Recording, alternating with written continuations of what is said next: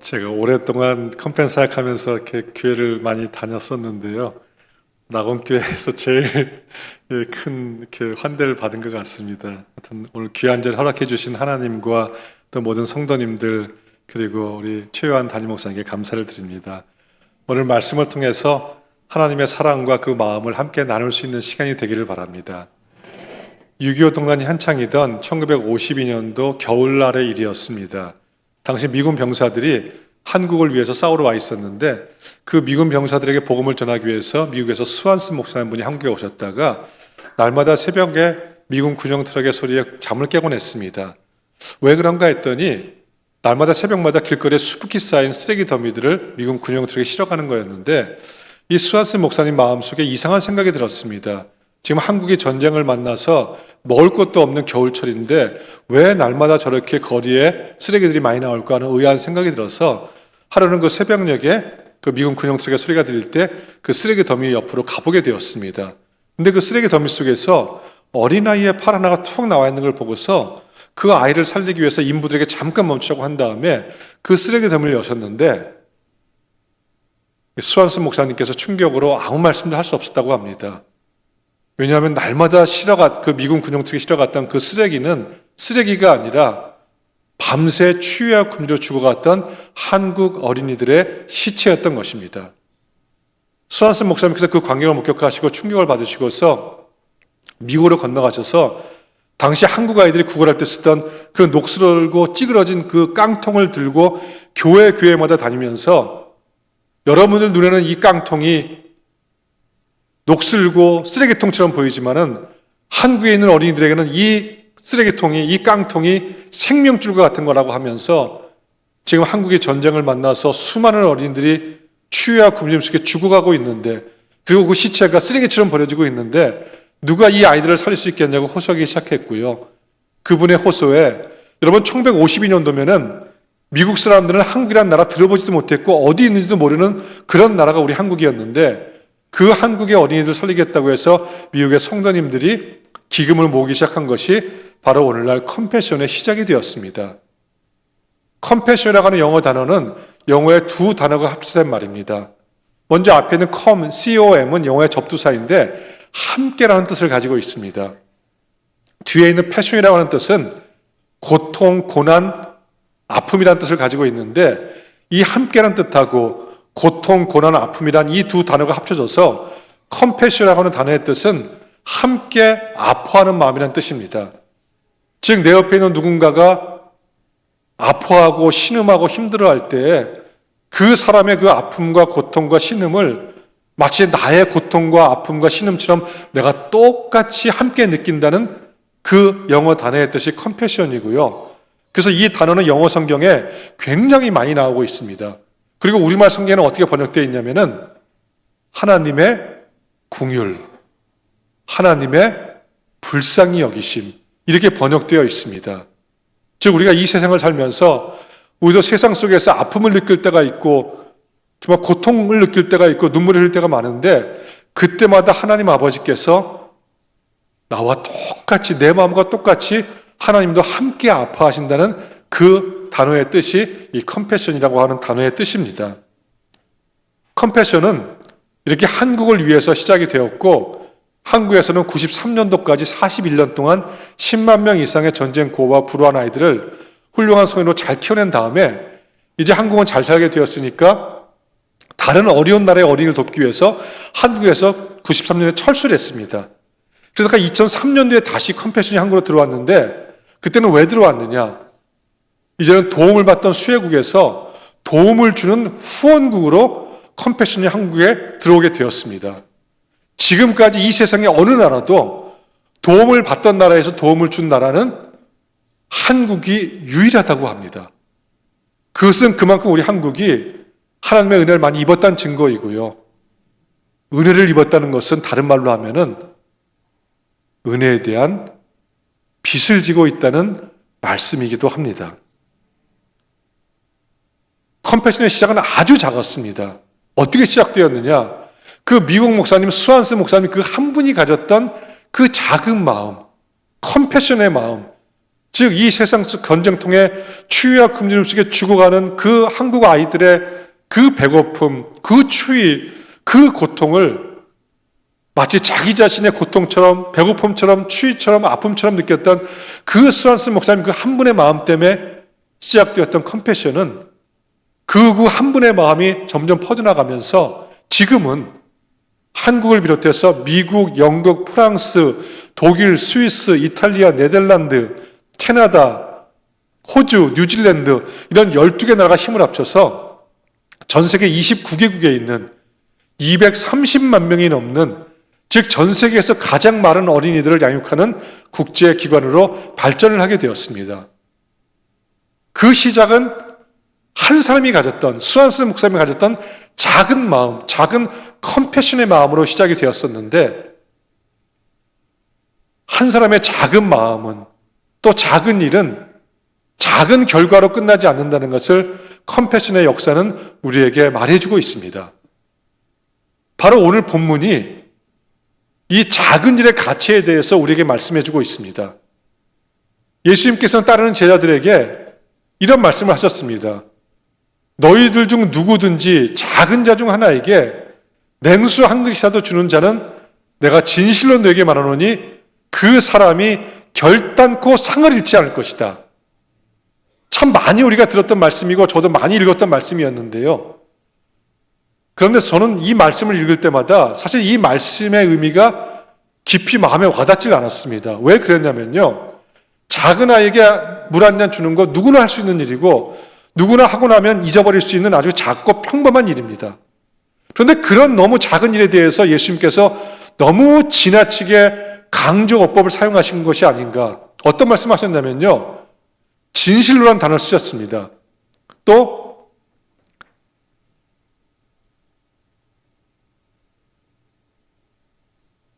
제가 결단코란 단어를 쓰셨습니다. 또 상이란 단어를 쓰셨습니다. 너무 예수님께서 지나치게 강조하신 것이 아닌가 해서 이 말씀의 의미가 그렇게 마음에 와닿지 않았었습니다. 그런데 지금으로부터 정확하게 10년 10개월 전에 이 말씀의 의미를 제가 깊게 느끼게 된 사건 하나가 저에게 있었습니다. 저는 2014년 1월부터 컴패션 사역을 시작해서 이제 컴패션 사역한 지 11년째가 되었습니다. 그 전에는 제가 미국 뉴욕에서 담임 목사로 9년을 섬겼었는데 이제 컴패션에서 통일 이후에 북한에도 한국교회와 함께 컴패션의 사역을 하기 위해서 그 일을 준비하자는 제안을 받고서 제가 담임 목사직을 사임하고서 2013년 12월 달에 한국으로 귀국을 하게 되었습니다. 근데 그때 제가 배를 붙였던 제 이삿짐이 아직 도착을 하지 않아갖고 제가 거처도 없고 짐도 없어서 제가 미국에 가기 전에는 그 소망교회 부목사로 있었기 때문에 소망교회 말씀을 드려서 소망교회에서 저에게 좀 그 임시로 머물 수 있는 거처를 하나 이렇게 허락해 주셨습니다. 그곳에 있었을 때 일이었는데요. 제가 외부에 나가서 일을 마치고서 이제 그 숙소가 있는 압구정 전철역에 내려서 그 전철 역사를 빠져나가고 있는데 그 전철 역사에서 소망교회에서 알았던 권사님 한 분을 우연히 마주치게 된 겁니다. 근데 그 권사님이 저를 보고 깜짝 놀라시면서 목사님 미국에 계신 줄 알았는데 한국에 어쩐 일이세요 물으시길래 제가 이제 여차여차해서 한국에 나와서 컴패션에서 사역을 하게 되었습니다. 말씀을 드렸더니 그 권사님이 저에게 이런 말씀을 하시는 거였습니다. 목사님, 제가 지난 10년 동안 목사님을 위해서 하루도 빠지지 않고 날마다 기도하고 있었어요. 근데 제가 그 말을 듣는데 제가 깜짝 놀랐습니다. 왜냐하면요. 그 권사님이 저하고 그렇게 친했던 권사님이 아니었거든요. 그런데 친하지 않은 가족도 아닌 그리고 저는 미국으로 떠났기 때문에 그 눈에도 보이지 않는 그 누군가를 위해서 10년 동안 하루도 빠지지 않고 기도한다는 거 이거 쉬운 일이 아닙니다. 그래서 제가 권사님에게 되물었습니다. 아니 권사님 왜 저를 위해서 10년 동안 그렇게 기도하셨어요? 여쭈었더니 권사님이 저에게 이런 말씀을 해주시는 거였습니다. 목사님이 미국으로 떠나시기 전에 한 10년 전쯤에 저희 구역에 와서 그 구역 예배를 함께 드리시고서 구역원들이 기도 제목을 내놓았다는 겁니다. 근데 그때 권사님이 아주 어린 손자가 있는데 그 어린 손자가 아토피로 심한 고생을 하고 있다는 그런 기도 제목을 내놓으셨고 그리고 그로부터 몇 달이 지난 후에 그 어린 손자의 손을 잡고서 그 사람 많이 다니는 그 압구정 그 한복판에 길을 걸어가고 있는데 그 길 한복판에서 저하고 우연히 마주치게 되었다는 겁니다.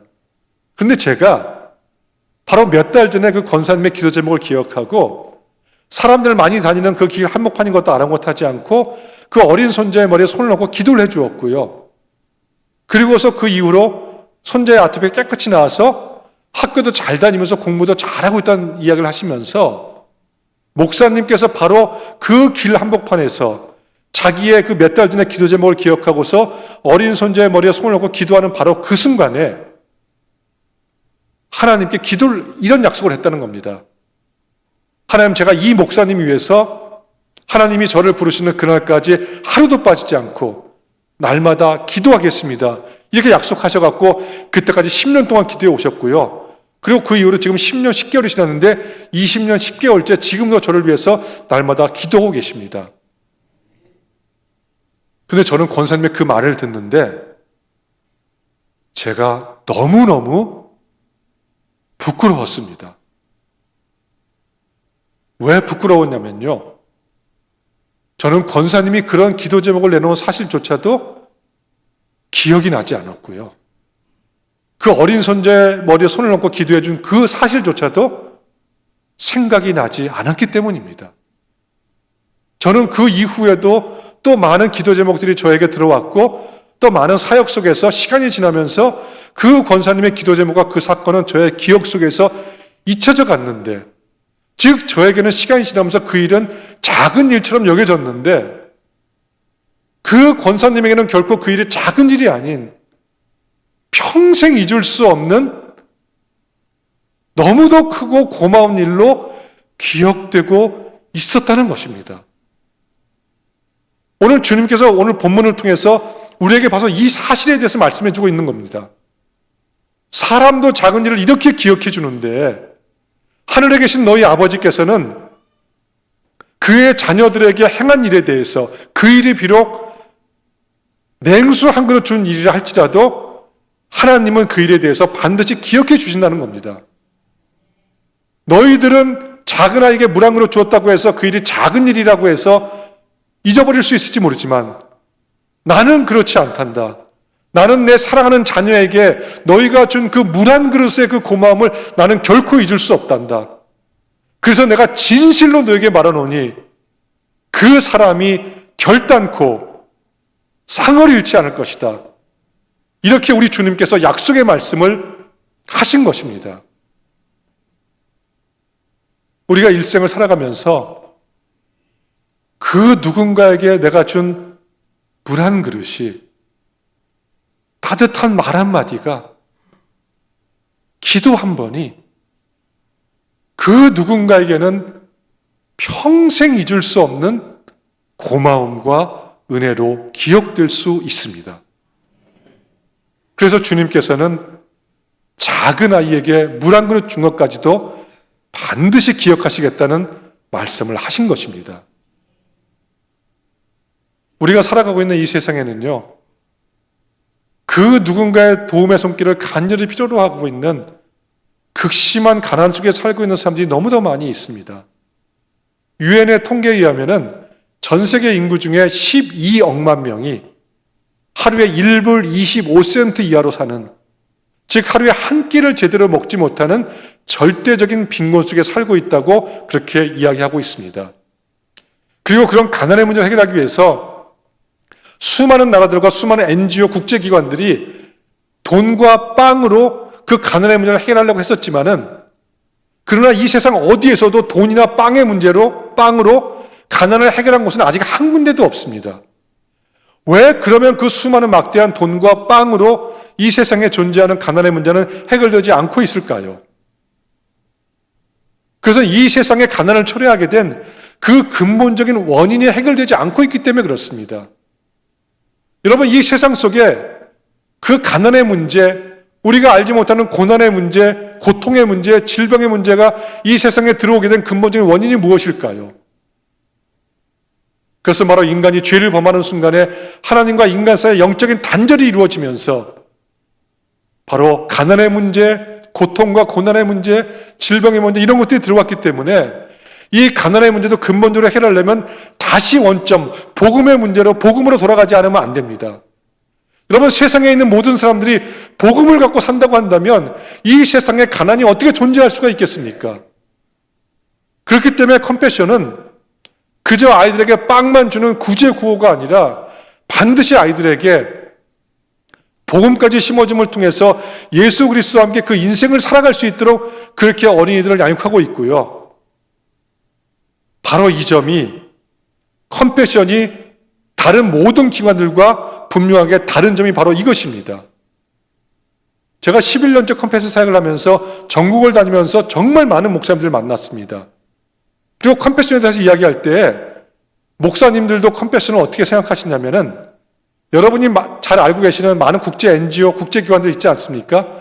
그런 기관들과 비슷한 일을 비슷하게 하는 또 하나의 기관이라고 컴패션을 생각하십니다. 그런데 컴패션은요, 완전히 다른 기관입니다. 그럼 무엇이 다르냐?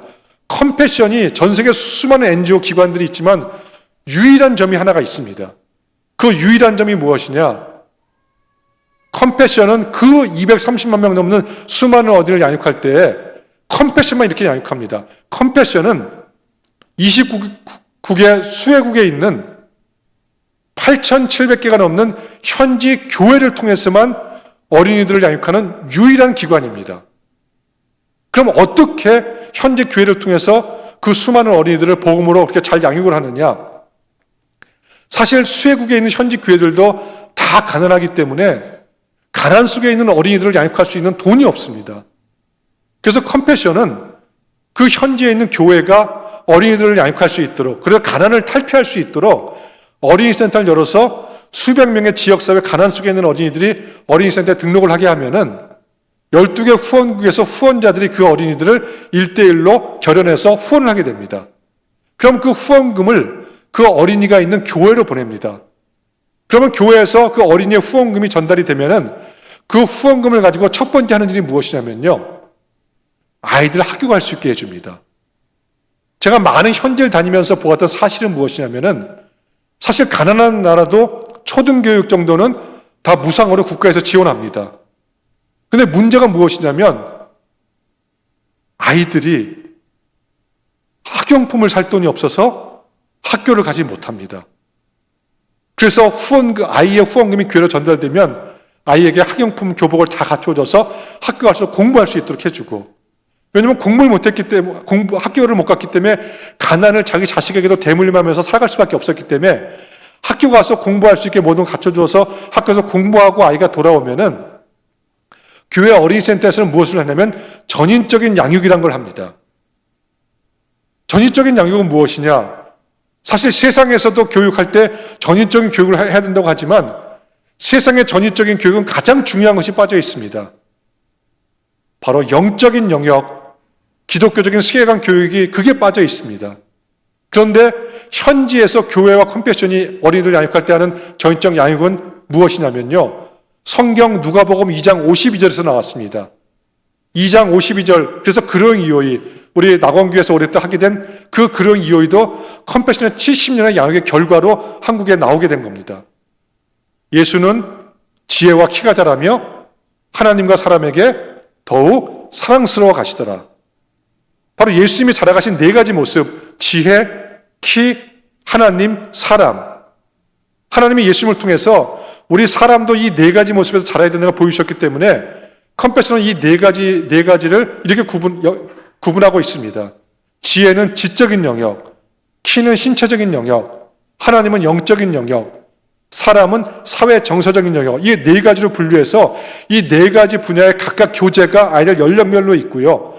컴패션은 그 교재를 29개국 그 수혜국의 현지 언어로 다 바꾸고 아이들 문화와 수준에 맞게끔 다 현지화시켜서 8,700개가 넘는 현지 교회로 그 교재를 공급하고, 또 컴패션이 하는 일은 뭐냐면 다른 기관들은 현지에 직원을 채용한다거나 직원을 파송한다거나 그 기관의 이름으로 사역을 하는데 저희 12개 후원국에서는 사역을 위해서 현지에 가지 않습니다. 그러면 그 어린이센터를 누가 운영하느냐? 그 교회의 모든 성도들이 운영하는데 컴패션은 성도님들이 그 어린이센터를 운영할 수 있도록, 그래서 인건비가 거의 안 듭니다. 운영비도 거의 들지 않습니다. 성도님들이 교사 훈련 시켜드리고 센터장 훈련 시켜드리고 행정과 재정 훈련을 다 시켜드리고 그런 시스템을 교회에다 다 갖춰드려서 100% 교회에 의해서 어린이센터가 운영이 되고 있습니다. 그럼 훈련받은 교사들이 그 전인적인 양육을 아이들에게 시키는데, 특별히 영적인 영역을 통해서 아이들이 예수님이 누군지 알게 되고 복음을 알게 되면서 자기 스스로의 선택에 의해서 주일날 교회로 나옵니다. 그래서 저희들이 매년 조사해 봤더니 매년입니다. 매년 예수님을 처음으로 영접하는 아이들의 숫자가 어떻게 되냐면요, 14만 명 이상의 어린이들이 매년 예수님을 처음으로 영접하고 있습니다. 만약에 저희가 현재 가서 사역했다면 그런 경우가 나타날 수 없었지만 복음을 갖고 있는 교회를 통해서 양육했더니 이런 역사가 일어나고 있고요. 그리고 그 아이뿐만이 아니라 그 아이가 있는 가정도 그 아이 하나 때문에 다 복음화되고, 그래서 지역사회가 복음화되면서 현지에 가면 현지 목사님들이 뭐라 그러시냐면, 이렇게 어린이센터 사역을 시작한 다음부터 교회가 2배 아니 3배 이상 교회가 성장하면서 예수님의 지상 명령이 성취되고 있다고 그렇게 이야기를 하고 있습니다. 또 제가 현지를 다니면서 놀랐던 사실은 무엇이냐면요, 어느 그 교회 어린이센터에 가더라도 컴패션 간판 이름 하나도 찾아볼 수 없었습니다. 다른 기관은 기관의 이름을 갖고 사역하는데 왜 컴패션은 그럼 기관의 이름을 드러내지 않느냐? 모든 어린이센터가 그 교회 이름으로 운영되고 있습니다. 왜 컴패션은 그럼 우리의 이름을 드러내지 않고 교회의 이름을 드러내면서 사역을 하고 있느냐? 이유는 단 하나입니다. 복음 때문에 그렇습니다. 여러분, 복음이 전파되는 데에는 저희 컴패션의 이름이 드러나는 것이 도움이 되는 것이 아니라 복음을 갖고 있는 교회의 이름이 드러날 때, 교회가 빛과 소금의 역할을 담당한다는 것이 드러날 때 복음이 잘 전파될 수 있기 때문에, 그래서 저희 컴패션은 저희들의 이름은 드러나지 않아도 교회를 드러내면서 그렇게 사역을 하고 있고, 그 결과로 그 교회가 있는 지역사회가 복음화되면서 변화되는 역사가 지금 일어나고 있습니다. 사실 전 세계 대부분의 모든 나라와 수많은 NGO들이 공통적으로 하는 사역이 무엇이냐면 구제구호입니다. 막대한 돈을 들여서 구제구호하고 있는데, 여러분 이런 생각 해보신 적 있는지 모르겠어요. 그렇게 구제구호를 많이 해주어도 그 구제구호를 받는 그 사람의 영혼이 구원받지 못한다고 한다면 그 구제구호가 그 사람에게 무슨 의미가 있을까요? 아무 의미도 없습니다. 잠깐 동안의 생명을 연장시켜주는 것 외에는, 잠깐 동안의 배고픔을 해소시켜주는 것 외에는 아무 의미도 없습니다. 여러분, 정말 세상에 있는 모든 사람들, 배부른 자나 배고픈 자나 부유한 자나 가난한 사람이나 세상의 부귀영화를 다 누리는 사람이나 세상에서 멸시천대를 받는 사람이나 모든 사람들에게 가장 중요하고 필요한 것이 무엇입니까? 그것은 영원한 생명을 줄 수 있는 복음입니다. 아무리 세상에서 부귀영화 누리고 세상 권세 다 가졌어도요, 그것보다 비교도 할 수 없이 중요한, 가장 중요한 영원한 생명 줄 수 있는 복음을 갖고 있지 않다면 그 사람 갖고 있는 건 다 아무것도 아닙니다. 그런데 이 복음을 갖고 있는 곳은 오직 교회밖에는 없습니다. 컴패션이 오직 교회를 통해서만 모든 어린이들을 양육하는 이유가 바로 여기에 있고요. 이렇게 교회를 통해서 어린이들을 양육했더니 그 어린이들이 성인이 됐을 때 결과가 비교가 할 수 없을 정도로, 그냥 그 어린이들 그냥 놔두었으면 가난하게 살다가 그 가난을 자기 자식에게도 또 물려주고 그냥 무의미하게 그렇게 죽었을 그 어린이의 인생이 그 누군가의 도움의 손길을 통해서 교회를 통해서 양육받게 되어서 변화되어서 현지에 가보면요, 거의 대부분의 아이들이 다 훌륭한 성인이 되어서 2012년도에는 우간다에서 최연소 상원의원도 나왔고요, 목사님이 되고 선생님이 되고 의사가 되고 변호사가 되고 직장인이 되어서 정말 하나님 나라를 위해서 또 지역사회와 교회를 위해서 그렇게 대부분 다 살아가고 있습니다. 최연 목사님도 1월 달에 가셔서 제가 지금까지 말한 모든 것들 다 확인했습니다.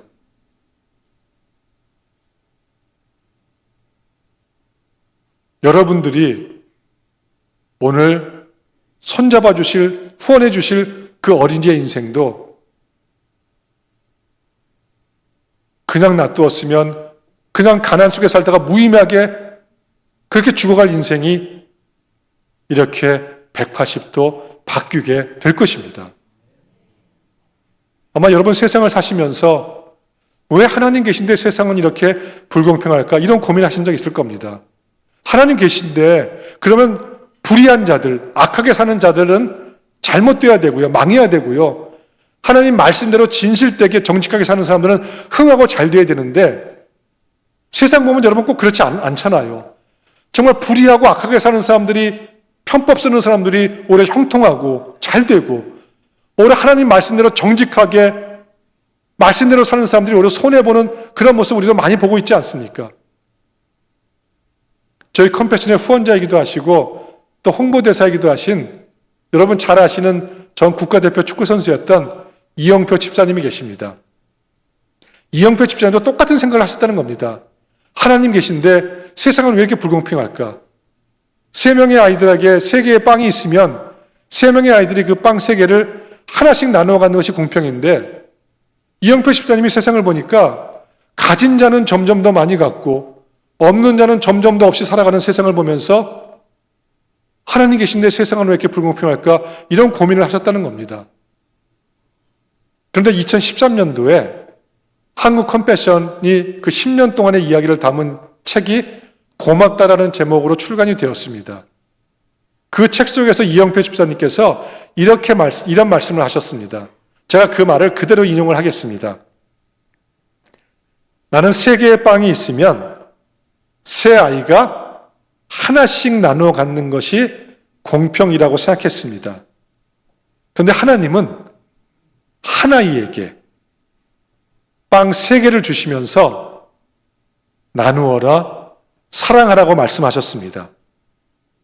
그 순간 저는 하나님께서 불공평하셔서가 아니라 내가 나누지 않음으로 세상이 불공평해졌다는 사실을 깨달았습니다.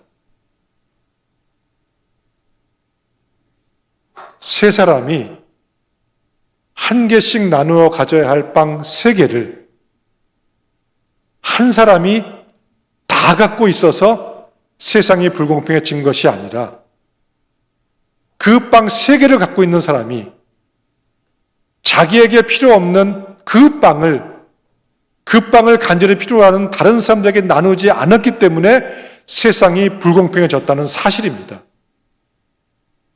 많은 사람들이 이 세상에 존재하는 불공평, 불의에 대한 책임을 하나님께로 돌립니다. 하나님 뭐 하십니까? 여러분 아닙니다. 이 세상에 불공평과 불의가 존재하는 것은요, 하나님 말씀대로 살지 않고 불의하게 사는 사람들, 나눔의 삶을 살지 않고 행함의 삶을 살지 않는 사람들에게 그 책임과 원인이 있다는 것입니다. 이영표 집사님께서는 이 사실을 깨달은 다음부터는 자기가 더 많이 갖고 있는 빵을, 아니 더 정확히 이야기하면 하나님께서 나눔의 삶을 살라고 자기에게 더 많이 맡겨주신 빵을, 그 빵을 필요로 하는 다른 사람들에게 나누는 삶을 살겠다고 결심하시고 지금도 그러한 삶을 실천하고 계십니다. 이렇게 살아가고 있는 한 가정의 이야기를 하고서 오늘 말씀을 마치도록 하겠습니다. 연예인 부부 중에서 여러분이 잘 아시는 가수 현 씨 아시죠? 그 기부 많이 하시는 그 현 씨, 그리고 그 부인이 정혜영 탤런트이십니다. 이 두 부부는 저희 컴패션의 또 홍보대사이기도 하신데요. 이 두 분이 워낙 좋은 일을 많이 하니까 직장인들이 가장 닮고 싶은 롤모델 1위로도 이렇게 선정이 되었습니다. 아이를 참 좋아해서요. 아이를 4명을 낳으셨고요. 그 아이들의 첫 번째 생일인 돌이 올 때마다 돌잔치를 하지 않으셨고 그 돌잔치 비용을 그 아이의 이름으로 도움이 필요한 곳에 기부를 하셨습니다. 그런데 2011년도에 막내로 딸 하엘이 태어나게 되었습니다. 그리고 1년이 지났는데 그래서 돌이 됐는데 여러분 막내가 딸이니까 얼마나 이쁘고 귀여웠겠습니까?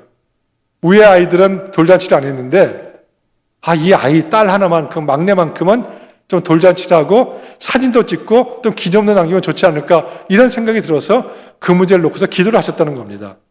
근데 기도하셨는데 결론은 그냥 돌잔치 안 하는 걸로 결론을 나셔서 그래서 딸 하일의 이름으로 연대 세브란스 병원에 2천만 원을 기부를 하셨다고 합니다.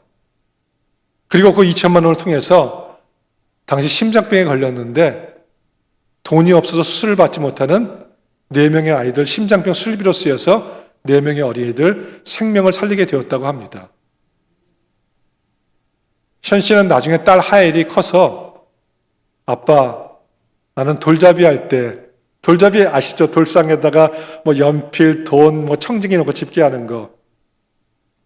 아빠 나는 돌잡이를 할 때 무엇을 잡았어요? 이렇게 딸 하엘이 묻는다면 션 씨는 이렇게 딸에게 대답해 주겠다고 말씀하셨습니다. 너는 도움이 필요한 내 이웃의 손을 잡아 주었어. 기도하겠습니다.